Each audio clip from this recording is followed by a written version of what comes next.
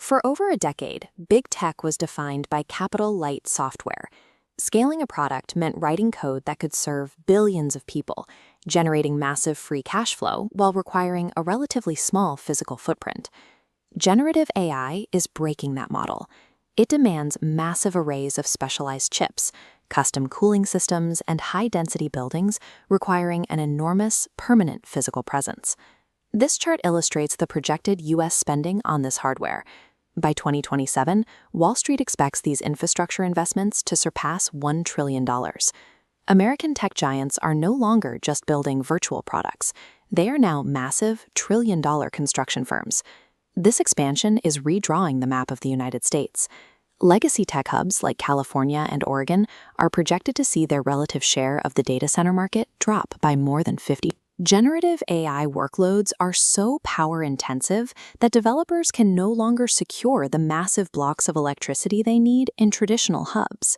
Instead, developers are trading network proximity for grid capacity, flocking to states like Oklahoma, Texas, and Mississippi to find the massive amounts of power required to keep these systems running.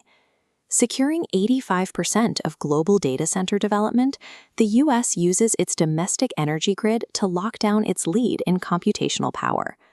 This chart shows a critical shift for major hyperscalers, capital spending crossing above free cash flow.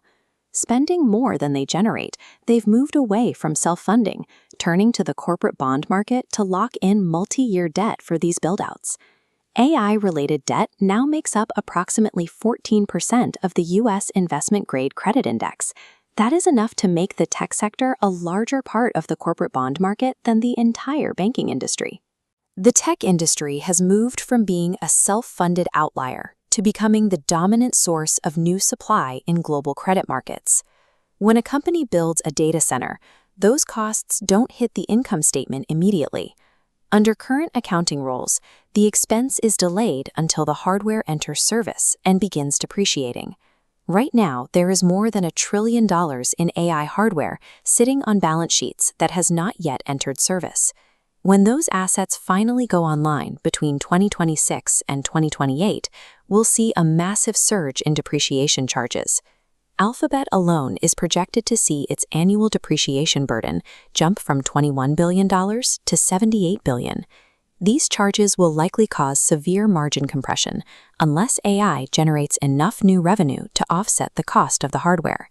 This is NVIDIA CEO Jensen Huang. His company's dominance reflects a core U.S. belief: controlling the hardware is the only way to win. But the 2026 Stanford AI Index reveals a different story about China's progress.